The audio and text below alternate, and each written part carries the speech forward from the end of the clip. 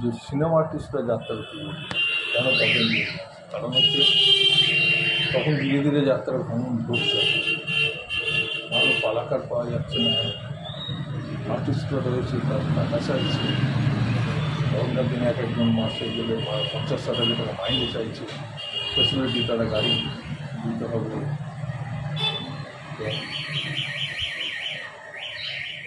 তারা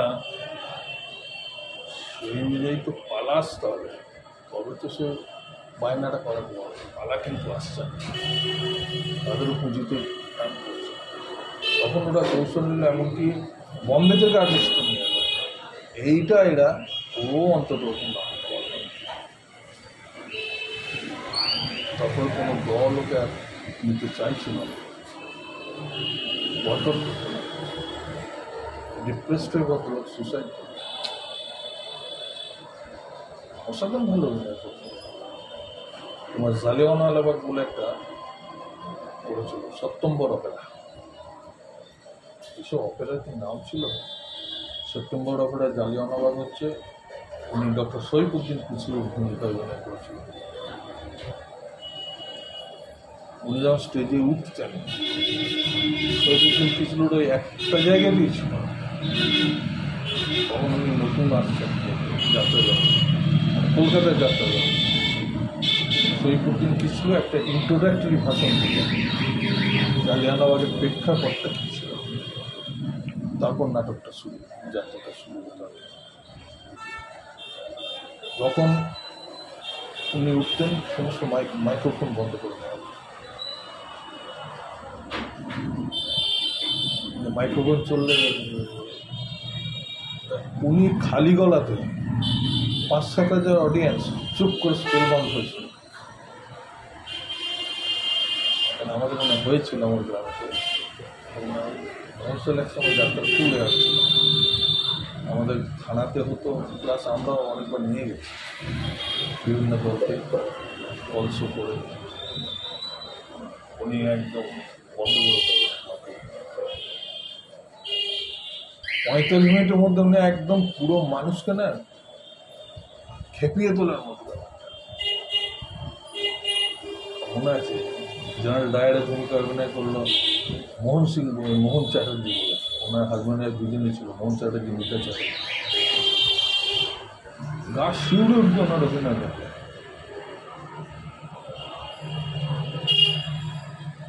সেসব গা শিউরে উঠবে। আর তখন বিভিন্ন প্রেক্ষাপটে লেখা হচ্ছে, নাটক লেখা হচ্ছে, কংসলীলা করতে থাকে, পরিবেশনাই আলাদা জিনিস। কংসলীলা তো ছিল, কংসের ভূমিকা, সেটা ছিল বিরাট।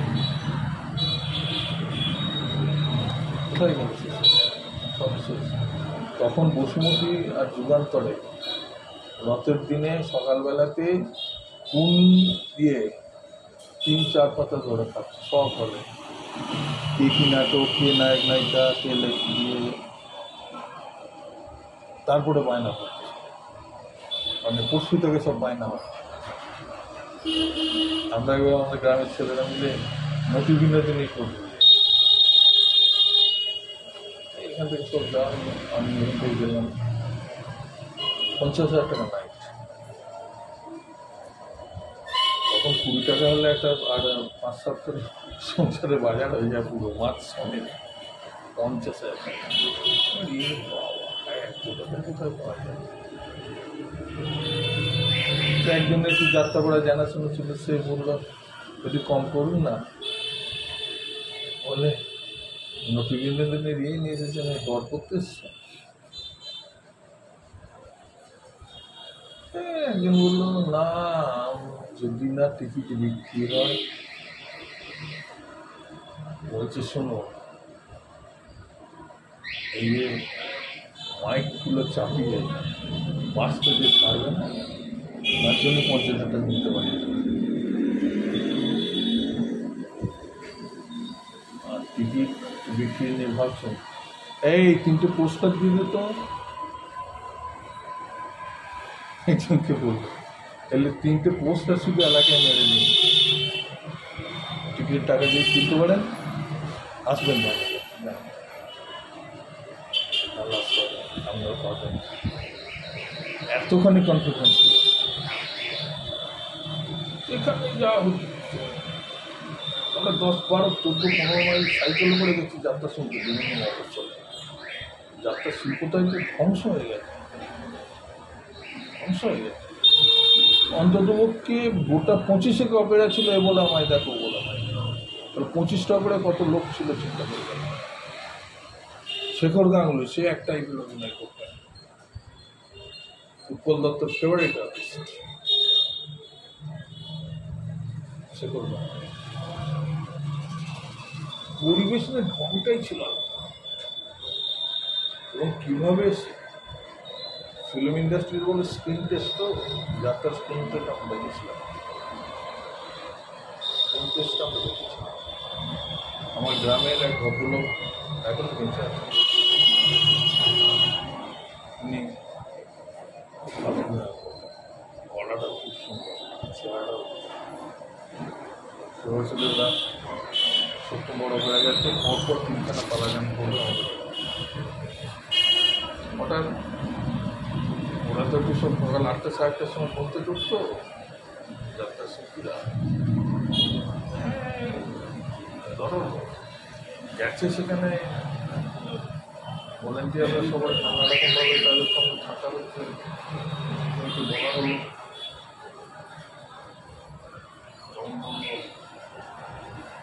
ঠিক আছে, একে জিজ্ঞেস করি ম্যানেজার থাকতে হবে। এর আগে আসতে বললো, সেকেন্ড স্ক্রিন টেস্ট দেখেছিলাম, স্ক্রিন টেস্টটা ছিল রাখাল সিং ছিল, মোহন চ্যাটার্জি ছিল, আর ওরা গোলাপাল ছিল। একটা নির্দিষ্ট দূরে দাঁড়িয়ে আছে, ওকে এক জায়গায় দাঁড়াতে বললো, এখন দাঁড়ান, আমরা সেখানে গেল, বললো এই শব্দটা আপনি বলুন, কতটা উঁচু করে বলতে পারেন, গলা ভাঙবে না। শুনলো, আরও খানিকটা তারা পিছিয়ে গেল। একটা ফুটবল মাঠের এদিকে তারা দাঁড়ালো, ওদিকে বললো ওখান থেকে বলতো, এইভাবে তাকে বলতে হবে। তারপরে বললো হ্যাঁ ঠিক আছে,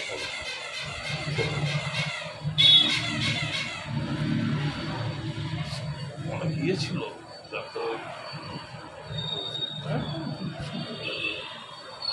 এত ভালো অভিনেতাও নেই আর পাড়াকারও নেই। আর পুরোনো যারা মালিক ছিল সবাই তো মারা গেছে, দল তুলে দিয়েছে, দল তুলে দিয়েছে 90% কেন 99% লোক দল তুলে দিয়েছে। আর তুমি নক্ষ কোম্পানি খুঁজে পাবে না, সত্যম্বর অপরাধ নেই, নাট কোম্পানি আর নেই, এরাই ভালো পুঁজি লাগতো তোমার চন্দ্রবাজারে 2.5-3 লাখ টাকা করে পুঁজি লাগতো। আপনার গ্রামের প্রথম যাত্রা দেখা, আপনার গ্রামের প্রথম যাত্রা দেখার অভিজ্ঞতা? আমার তখনকার দিনের স্কুল পড়ুয়া ছেলে মেয়েদের যাত্রার বিয়ের দিকে যারা গ্রামীণ অভিভাবক ছিল তাদের নিষেধাজ্ঞা ছিল, পড়ুয়া ছেলে এখানে তোমার নষ্ট হয়ে যায়। আমার ওখানে একটা জায়গায় যাত্রা হতো, সেটা আমার বাড়ির একটা নির্দিষ্ট জানলায় করতে গিয়ে দেখা যেত। হ্যাঁ, থ্যাংক ইউ, আপনি এত তাড়াতাড়ি ব্যাপারটা করে দিয়েছেন বলে। আচ্ছা ঠিক আছে, হ্যাঁ ঠিক আছে। আমি ওই বিশেষ দাঁড়িয়ে আছে না না না, ঠিক আছে। এবারে ওইখানে বসে বসে দেখতাম, শোনা যেত না সবটা, কিছু কিছু শুনতে হয়েছে। আর আমার পাড়ায় একজন ছিল, তিনি ছেলে 12 মাসে যাত্রা হবে, মানে যেখানে যাত্রা হবে সেখানে সে আছে, উদ্যোক্তাই ছিল।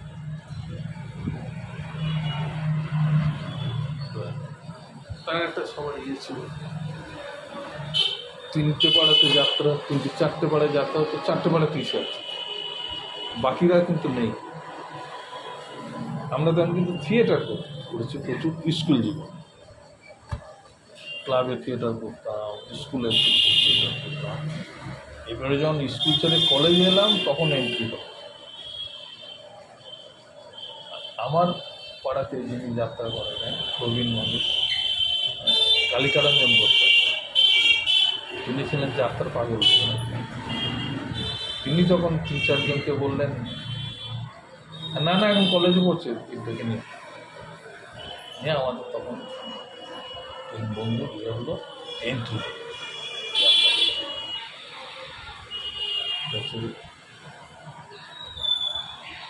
উনি মানে একবার একজন প্রতিশ্রুতি দিয়েছে 1000 টাকা থেকে 1200 টাকা খরচা হবে, আর ফিমেল হচ্ছে লোকাল ফিমেল পুরুষরা সাজবে, ঠিক আছে? 5-7 জন ছিল।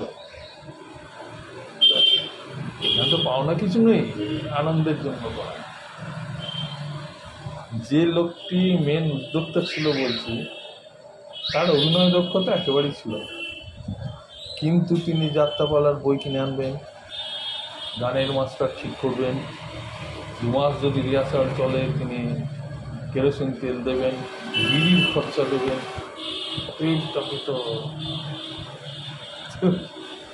ডাইরেক্টর যে তিনি নিতে চাইছেন না, এবং তার বাবাও বলতেন ডাইরেক্টরকে সালা বৈষ্ণব দাদা কেন ওকে দেন, এইসব ছেলেদের সঙ্গে প্রেমানা,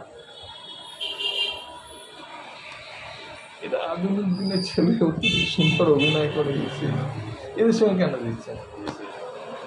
সে আমরা বলতো কি বলি বলো, ও তো আত্মহত্যা করে ফেলে, এবং বলেছিল একবার, তাহলে আমার সামনে আত্মহত্যা করা ছাড়া কোনো জায়গা নেই। ওকে যে কন্ট্রোল করতে, সে বলছে দেখো এই বইটাতে তোমার পড়ার মতো কোনো রোল নেই, আমরা অনেক ইয়ে করেছি, তার 3 জন মিলে ঠিক করতেন, ডাইরেক্টর ও আর কাকে দিয়ে কোন কাজটা করা যায়। বইটা 2-3 বার পড়তেন, আর আমরা সন্ধ্যা থেকে সব গিয়ে বসে আছি। অনেক আমাদের দলে 2 জন ডাক্তার ছিল, আর এই যাত্রা যেখানে বই পড়তো না, তারা সন্ধ্যাবেলায় বলতো এই রুগী এলে এখন যাও যাও যাও তো। অনেকে এসে ওইখানে ডাক্তার এখানে কী জন্য এসেছে, আমার কি ইয়ে নেই নাকি, তারা রুগী দেখতেও চাইতেন না, এমন তাদের অবস্থা করে যেত যাত্রার মধ্যে। এবারে একজন উনি বললেন যে হ্যাঁ আমি 1000 টাকা দেবো, আমি বাকি 200 টাকা কারো কাছ থেকে 20 টাকা, কারো কাছে 50 টাকা কারো জমা হয়ে ফুল দমে রিহার্সাল চলছে। কি মনোমালিন্য মাঝখানে এগুলো, সে বললেন টাকা দেবো। এই টাকা দেবো না তাহলে কী করে হবে, ড্রেসের বায়না হয়ে গেছে, লাইটের বায়না হয়ে গেছে। যে বিবেকের পাঠ করতো, সে একদম এর সঙ্গে গানের মাস্টারের সঙ্গে লেগে আছে। বিশাল চিন্তা ব্যাপার। সন্ধ্যেবেলায় গেলাম, তিনি খুব ধূমপান করতেন, দিয়ে খেতে খেতে এসে বললো এরকম বলেছে, সবারই একটা ধারণা থাকতে হবে। খুব বিমর্ষ, এতদিন যে আমরা রিহার্সাল দিলাম, পণ্ডশ্রম হয়ে গেল, সে হাল ছাড়বার পাত্র। কিন্তু 1000 টাকা জোগাবে কে, লোক জোগাড় করতে পারছে। তিনি বলছেন না সন্ধ্যেবেলা রোজ আসবে। তারপরে একদিন সন্ধ্যাবেলা বললো যাত্রা হবে। একজন তখনকার যারা বয়স্ক ছিল, যাত্রা হবে বলছেন, টাকার ব্যবস্থা আমি করেছি। সাহস করে কোথা পেলে টাকা, বলছে আমি একটা জমি একজনের সঙ্গে কথা বলেছি, ওটা বিক্রি করবো, যাত্রাটা, এবং তিনি তাকে জায়গাটা বিক্রি করেন। যাত্রা হয়ে গেল। যে ভদ্রলোক টাকা দেবেন বলেছিলেন, এবার তিনি গ্রাম গেছে, ছেলেরা ধরেছে। এখন পর্যন্ত কি বললো ভদ্রজন টাকা দেবে না। আমরা এই ধরনের যাত্রাপালা করব, জানা গেল। তুমি বললি আমাদের এই যাত্রাপালা করলে দেবেন, কংসবধের দিন চলে দিয়েছে, এখন আর কেউ রামযাত্রাও শোনে। তুমি জানো এই কারণে এই জিনিস হয়েছে, এই লোককে উনি জমি বিক্রি করে দিয়েছেন। চুপ করে গেল, না এতটা হবে আমি ভাবতে পারিনি। ঠিক আছে, দেখছি কি করা যায়। তিনি তার কাছে গেছেন, বললে শুনলাম কালিকাদা তোমাকে একটা জমি বিক্রি করেছে। বললো হ্যাঁ। কত টাকা দিয়েছে? 1000 টাকা দিয়ে। আমি তোমাকে কাল টাকাটা দিয়ে দেবো, জমিটা ফেরত করে দেবো। টাকাটা দিয়ে দিলেন ভদ্রলোক, সে জমিটা ফেরত করে দিল। এই যে একটা বিষয়, আজকে তুমি কাউকে পাবে না। এখন যাত্রা করা মানে হচ্ছে অন্তত পক্ষে অ্যামেচার করলেও 35 থেকে 40 হাজার খরচা আছে। 35 থেকে 40 হাজার কোথায় পাবে? তারপরে উদ্যোক্তাকে সেই ইয়েতে সে তো শেষকালে নিদান দিল যে তাহলে আমার সামনে আত্মহত্যা করে ছাড়া কোনো রাস্তা খোলা নেই। আমাদের যারা আগের ব্যাগ, তাহলে মা মুশকিলে পড়ে গেল। একে দিলে পুরো ব্যাপারটা জল ঢেলে যাবে। ও যে রোল চাইছে ওই রোলের হচ্ছে মোস্ট আনফিট। আর ও যদি করে ও একটা তো পুরো ট্রেনিংটা নামিয়ে ফেলতে হবে, বাধ্য হবে।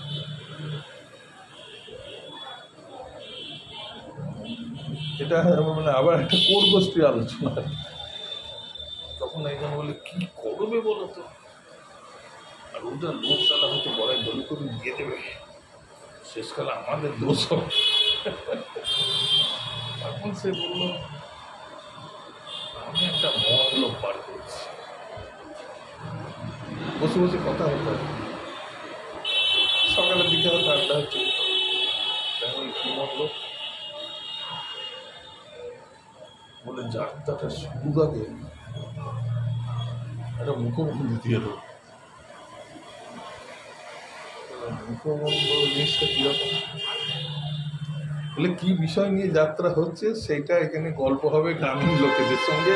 আমাদের এখানে এইটা একটা লিখে ফেলি নিয়ে যে ইয়ে হচ্ছে, মানে ক্যারেক্টার ছিল সে আত্মীয় হয় আর কি, দাদা বললো কালিদাদা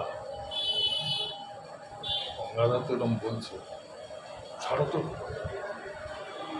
বলছে ওনার ছেলে তো ইয়েটাই হবে না, রিহার্সাল হবে না, কে কেরোসিনে পয়সা দেবে, কে পয়সা দেবে। তো বললে একটু পুরো জল ঢালে, যা চাইছি যেটা। বলছে আমি এরকম মতলব করেছি। বলছে তুই লিখতে পারবি? বললে হ্যাঁ। নিয়ে ও তিনজনকে আর কি সেখানে তিনজন উপস্থিতিতে একটা লিখলো, 10-15 মিনিটের একটা খবর। ওকে বোঝালো তুমি যে যাত্রায় পাঠ করতে চাইছো না, তার চেয়ে একটা গভীর ব্যাপার, তোমার উপরে নির্ভর করে যাত্রাটা দাঁড়িয়ে থাকবে। তুমি খ্যাপামি করছো কেন, ওইখানে কেন ঢুকছো? আমি যা লিখে দিয়েছি তোমার উপরে নির্ভর করে যাত্রা। সে তো গ্যাস খেলো, খেয়ে সে রাজি হলো, তাহলে হবে। তাকে একটা অনুভব করে রিফ্রেশ করে করে দিল, যাত্রা হয়ে গেলে বললো খুব সামাল হয়ে গেছে, তাহলে আত্মহত্যা। আর যেদিনই যাত্রা হতো আমরা 2 দিন করে যাত্রা করতাম।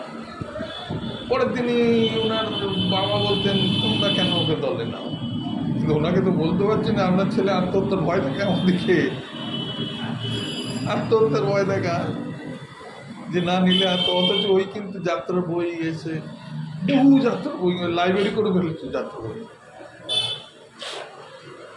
নিজেই এইসব যাত্রা নিয়ে সচ্ছল অবস্থা ছিল, যাত্রার বইগুলো সব পড়তো, নিজেই অভিনয় করতো, করতো কাল্পনিকভাবে।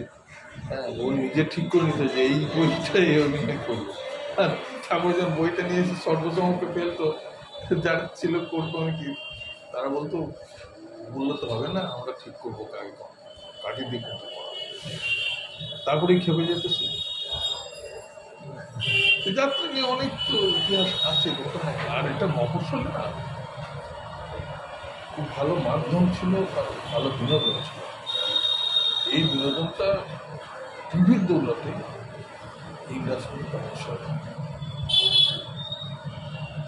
কলকাতায় কেমন নাটক মানে যাত্রা দেখেছেন মনে আছে? কলকাতায় যাত্রাটা খুব একটা রবীন্দ্রনাথের যাত্রাটা প্রবন্ধ না, একটা টাইমে ওটা করতো সবাই, সব দলগুলো ওটা ওদের ইয়ে থেকে, ইউনিয়ন থেকে। কিন্তু এরা তো কেউ এখানে থাকছে না, সারা বাংলায় বাস নিয়ে নিয়ে ঘুরে বেড়াচ্ছে, সারা বাংলায়। তা আপনি যাদের কথা বলছিলেন যে ওই মুখ থেকে লালা বেরিয়ে আছে, তো ওনাদেরই কোথায় দেখুন? ভাবনা কাজী তখন মানে হচ্ছে হাইস্ট মার্কেট হচ্ছে ভাবনা কাজী। কি নাম? ভাবনা কাজী, যাত্রাপালটার নামই ছিল ভাবনা কাজী। ভাবনা কাজী হচ্ছে তখন হচ্ছে হাইস্ট বিডিং এর মার্কেট, গ্রামে হাইস্ট বিডিং মার্কেট। এক সময় যেরকম মতি বিনোদ, লেনিন, ভালোই ওটাও সত্যম্বর করে পড়াছে, সত্যম্বর দিলীপ চট্টোপাধ্যায় ওদের বহুকাল ওদের দল টেনেছিল। ওদের তখন দলে দিলীপ চট্টোপাধ্যায়, গোলাপাল, আরেকজন এই রঙ্গ নাট্যকর্মী ছিল, তার নামটা ভুলে গেছি, ছোটোখাটো চেহারা, নামটাও মনে পড়ছে না। তিনি কিন্তু রঙ্গকর্মী যে হ্যাসপেট সে সময় জানেন। সত্যম্বর অনেক কাল পেয়ে আর একটা জুটি ছিল পান্না মল্লিক, চিত্রমল্লিক পান্না মল্লিক। এই যে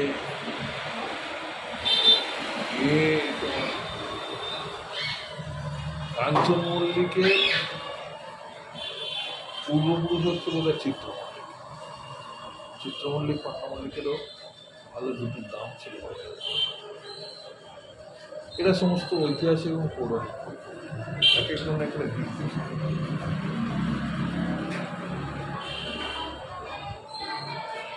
ক্ষীরোদ নাট্য কোম্পানি প্রায় উঠে যায় অবস্থা, চলে না, পালা পাচ্ছে না কাউকে। কারণ ব্রজেন্দ্রনাথ দেব হচ্ছে ভালো পালা, ঠিক উৎপল দত্তের আগের সময়।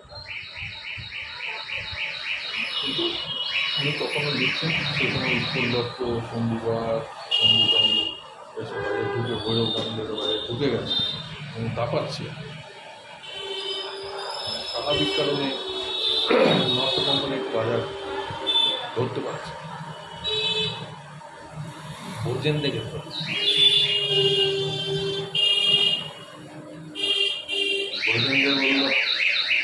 ঠিক আছে একটা পালা তোমায় করে দিচ্ছে, দেখো এটা নিয়ে কত করতে পারবে, আসছে নটি বিনোদন বাইরে প্রোডাকশনে করেছে। এটা দুর্দান্ত প্রোডাকশন। শ্রীরামকৃষ্ণ ভূমিকা হচ্ছে তোমার প্রদাস চক্রবর্তী, বিনোদিনী হচ্ছে বীণা দাস, বীণা দাস হাজবেন্ড হচ্ছে গিরিশ ঘোষ, উনি ডাইরেক্টর। ইয়ে হতো না, স্পেল বন্ড করে রেখে সে কোথায় আছে, কোথায় আছে বীণা দাস তো যখন উনি আমি ভবে আগে তাও বেদাকে প্রাণ কথা রাখতে পারি। শ্রীরামকৃষ্ণের সঙ্গে রায় করতে গেছে, বলছে গান আর গাইছে না, সবজি মাংস জল ফেলে যখন আমি ভাবে একটা দাবু একটা শুরু করে ধরতেন অসাধারণ। বাংলার কৃষ্টি ধ্বংস। দেখো উত্তম সুচিত্রায় বললো তখন সৌমিত্র অপর্ণা বিভিন্ন জুটি বাজারে পড়ে গেল, হলে একবারে মার কাটায়। এখন এমন একটা সিনেমার অভিনেতা বলতে পারবে না যে তার নাম দিয়ে একটা চলতে হবে প্রোডাকশন, একটা 50-70-60 অভিনয় কিছু জানেই না এরা।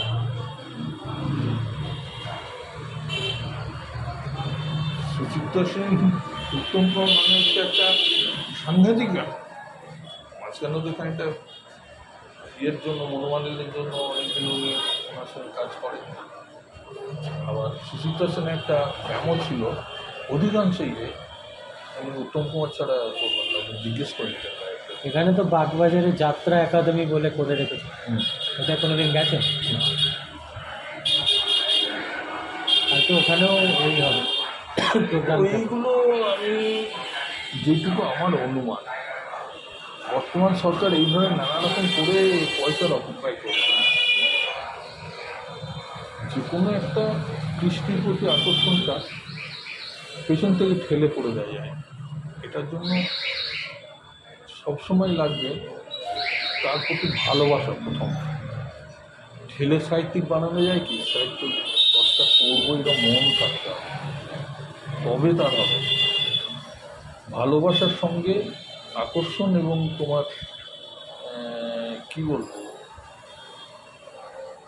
তার প্রতি অনুরাগ যদি না ইয়ে হয়, দৃশ্যটা সম্পূর্ণটা পায় না।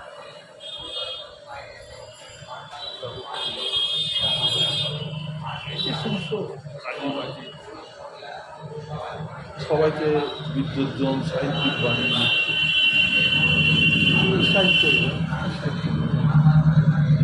আবুল বাসার আজ থেকে 20-25 বছর আগে শেষ হয়ে গেছে, আর আবুল বাসার লেখা তুমি পাবে না। সরকারের সঙ্গে ঘুরে ঘুরে নিয়ে আবুল বাসার নাকি এখন আবুল বাসার একটা মধ্যসারী লেখক ছিল। তখন সুনীল গঙ্গোপাধ্যায়, আমাদের বুদ্ধদেব গুহ, সমরেশ মজুমদার, ওই এখনো বেঁচে আছে মুখার্জি, শঙ্কর, এরা সব মধ্যগগনের সাহিত্যিক। আবুল বাসার যেটা হচ্ছে সেকেন্ড সাহিত্য। আবুল বাজারের নামটা ফাটলো একটা বইও লিখেছিল ফুলবউ বলে, মুসলিম সমাজের ভিতরে ইয়েটা, ওই ফুলবউটার জন্য আবুল বাসার একটা উঠে। আর সঞ্জীব চট্টোপাধ্যায় তখন কাঁপাচ্ছে রম্য রচনায়। আবুল বাসারের সাহিত্য শেষ হয়ে গেছে। একটা ব্যাপার আরও দেখি যে আজকের ডেটে যাত্রার কোনো শিল্পীর নাম আমরা জানি না, যে না অমুক শিল্পী খুব দারুণ। আরে তাদেরকে দেখার জন্য হ্যাঁ, পাগল ছিল মানুষ। যেরকম সিনেমা আর্টিস্টে দেখার জন্য বড় বড় যাত্রা আর্টিস্ট দেখার জন্য পাগল ছিল। আমি ওনাকে দেখলাম শুয়ে রয়েছে আমাদের এখানে স্কুল ঘরে, তাদের থাকার ব্যবস্থা হতো। ওই টেম্পোরারি সমস্ত তাও অনেক সময় বলতেন দুটো বেঞ্চকে জোগাড় করবো। এমনি অবসর জীবনটা এটা খুব সাধারণভাবেই কাজ করে। ওই জানলা দিয়ে দেখে আমি গেলাম, দেখলি তো আকাশ সেন শুয়েছিল, কে বললাম মোহন চাচাকে দেখলাম, চাচারের দিকে দেখলাম। এটা একটা বিরাট হাই। সকাল থেকে ছেলে মেয়েরা ঘুরঘুর করে, মেয়েরা হয়তো সংখ্যায় কম, ছেলেরা এখন ঘুরঘুর করতে জানলা দিয়ে দেখছে। জানলায় ভিড়ে ভিড়াক্কা, আবার একটা ভয় থাকতে যদি ঘুম ভেঙে যায় তখন কি করবে, চুপ করে দেখছে। এরা ঘুম থেকে উঠতো বেলা 2-2-2:30 সময়, দেখেছি তো অনেক যাত্রা দল গেছে, 2-2-2:30 সময় উঠতো, প্রত্যেক যাত্রা দলে না মেসেজ করে একটা লোক আছে।